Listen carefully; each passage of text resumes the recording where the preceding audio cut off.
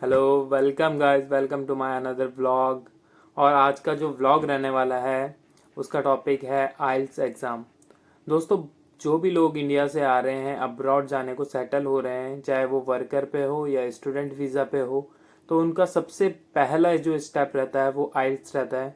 और उसको जब करते हैं, क्योंकि सबसे जब स्टार्ट करता है कोई भी पर्सन, तो सबसे ज़्यादा डाउट उसके तब रहते हैं आइल्स को लेके कि आइल्स का एग्ज़ाम कैसे होगा, क्या क्या होगा और क्या नहीं होगा। तो मैंने कुछ डिटेल्स इसमें इस व्लॉग में कवर करने की सोची है, कुछ अपने एक्सपीरियंस के बेस में, कि आप लोगों को शेयर करूं ताकि आप कुछ हेल्प हो। जो नया ट्राई कर रहा है बाहर के लिए, उसको क्या क्या करना है। तो सबसे पहले जो आइल्स है वो है क्या। आइल्स एक इंग्लिश, इसका फुल फॉर्म है international English language testing system. यानी कि वो बाहर जाने के लिए एक सर्टिफिकेट प्रोवाइड करते हैं आपका टेस्ट लेके कि आप कैपेबल हो बाहर जाके उन कंट्रियों में जहाँ पे इंग्लिश मोड है बात करने का, जरिया है एक बात करने का, वहाँ पे आप बात कर सकते हो या रह सकते हो, नहीं रह सकते हो। तो वो चीज़ को टेस्ट करके आपको एक सर्टिफिकेट प्रोवाइड करता है।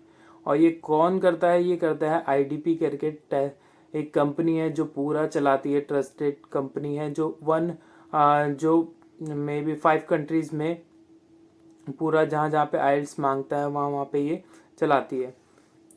और इस पे आइल्स की ज़रूरत पड़ती कि नहीं? सबसे पहले तो आइल्स की ज़रूरत पड़ती है जो जो अब्रॉड में स्टडी करना चाहते हैं, बाहर, मतलब जितने भी लोग बाहर स्टडी करना चाहते हैं, या फिर वो वर्क वीज़ा पे जाना चाहते हैं बाहर, या फिर वो वहाँ सेटल्ड होना चाहते हैं, तो उनको आइल्स की ज़रूरत पड़ती है। इसमें कौन कौन सी कंट्री है जो आइल्स मांगती है? वो है Australia, Canada, UK, USA and New Zealand. इसमें एक और इम्पॉर्टेंट चीज़ है गाइज, बहुत सारे लोग जो यूके आ रहे हैं, बहुत सारे, वो क्या करते हैं, नॉर्मल आइल्स भर देते हैं। जबकि यूके के लिए यूके वीआई करके एक अलग आइल्स होता है। पैटर्न सेम है, कोड सेम है, पेपर सेम है, सब कुछ सेम है। बस एक चीज़ चेंज है, वो है आपका नाम। यूके वीआई आइल्स होता है यूके के लिए, और जगह के लिए नॉर्मल आइल्स होता है। ठीक है। और कितने बार होता है ये पेपर? पेपर होता है साल में 48 बार होता है, यानी कि महीने में 4 बार आप ये पेपर दे सकते हो। और क्राइटेरिया क्या है? क्राइटेरिया मतलब कौन कौन इसको पेपर को दे सकता है। तो आपकी एज लिमिट 16 साल की होनी चाहिए, और आपके पास एक वैलिड पासपोर्ट होना चाहिए। जहाँ से आप अप्लाई कर रहे हो वहाँ का आपको वैलिड पासपोर्ट होना चाहिए, और एज लिमिट 16 होनी चाहिए। और कितने बार दे सकते हो? तो इसका देने का कितने बार नहीं, आप कितने भी बार दे सकते हो जब तक आपको अपना रिक्वायर्ड बैंड रेट नहीं मिला। और ये दो मोड से होता है पेपर। एक होता है आपका पेन एंड पेपर बेस्ड में, एक होता है कंप्यूटर बेस्ड में। यानी कि आप कंप्यूटर में दे सकते हो एक, या फिर पेन और पेपर बेस्ड से आप एग्जाम को दे सकते हो। कौन सा मोड अच्छा है वो आप पे डिपेंड करता है, आप कौन से मोड से सेलेक्ट करते हो। ठीक है।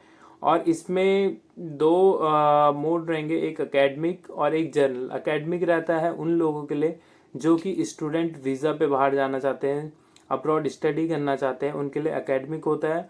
और जो वर्क के लिए बाहर जाना चाहते हैं उनके लिए होता है जर्नल।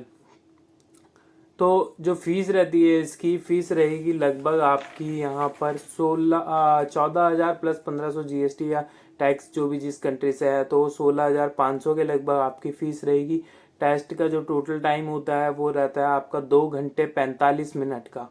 ठीक है। जिसमें 4 मॉड्यूल होते हैं आपके, speaking, listening, reading and writing. पर मॉड्यूल का अगर मैं बताऊं तो स्पीकिंग जो रहेगा आपका वो रहेगा 11 से 14 मिनट के बीच में, जिसपे आपके पास एक नेटिव इंग्लिश स्पीकर होगा जो आपसे क्वेश्चंस पूछेगा। और उसमें 4 मॉडल पे क्वेश्चन पूछता है। पहले आपका इंट्रो हो गया, फिर रिलेटेड करके आपसे क्वेश्चंस आते हैं, एंड वो सारी रिकॉर्डिंग होती है उनके पास। दूसरा होता है लिसनिंग। लिसनिंग होता है 30 मिनट्स का, जिसमें आपके पास 40 क्वेश्चन आते हैं। और आपके मतलब बेसिकली क्या करेंगे, आप जब सेंटर में बैठोगे तो आपके कान पे एक हेडफोन दे देंगे वो आपको, जिसमें 30 मिनट की रिकॉर्डिंग चलती रहेगी। जिसका पैटर्न कुछ इस तरह से रहता है कि पहले इजीएस्ट, फिर इंटरमीडिएट, फिर एडवांस करके वो रिकॉर्डिंग चलती है। और आपको पेन एंड पेपर या आप कंप्यूटर बेस्ड में कर रहे हो तो सिंपली 30 मिनट में 40 क्वेश्चन के आंसर देने होते हैं। फिर रीडिंग जो मूड रहता है उसमें एकेडमिक और जर्नल वालों का दोनों का डिफरेंट डिफरेंट होता है। 60 मिनट का रीडिंग का टेस्ट होता है जिसमें आपको 40 क्वेश्चंस के आंसर देने होते हैं, जो कि डिफरेंट रहेगा। रीडिंग एकेडमिक वालों के लिए अलग रहेगा और जनरल वालों के लिए आपका अलग रहेगा। बात करें यहीं पे अगर हम राइटिंग सेक्शन की, तो राइटिंग सेक्शन भी दोनों के लिए डिफरेंट होगा। जर्नल वालों के लिए अलग होगा और जो एकेडमिक है उनके लिए अलग होगा। तो ये भी 60 मिनट का पेपर होता है और इसमें भी आपको 40 क्वेश्चंस के आंसर देने होते हैं 60 मिनट के अंदर।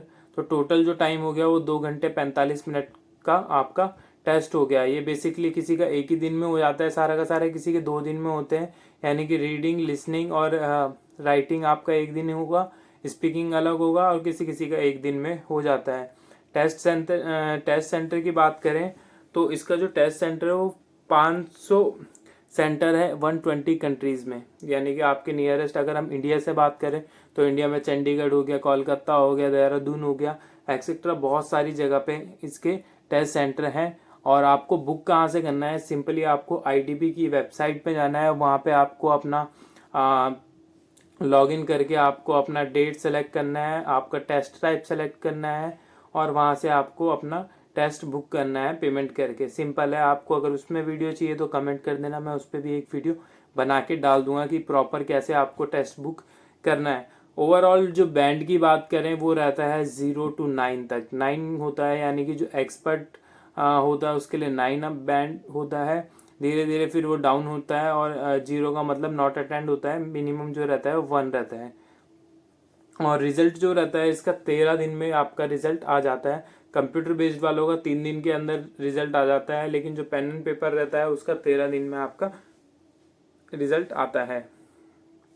तो बेसिकली यही थी, इसमें ज़्यादा जानकारी कुछ है कवर कर ली है मैंने। कुछ और डाउट किसी को है तो वो कमेंट में कर लेना, मैं उसमें वहाँ पे आपको रिप्लाई कर दूंगा। तो बेसिकली सारी जानकारी यही है आइल्स के बारे में। ओके गाइस, तो होपफुली आपको इससे कुछ मदद मिलेगी जो भी आइल्स की तैयारी कर रहे हैं। बाय बाय, मिलते हैं एक नए ब्लॉग में, एक नए टॉपिक में।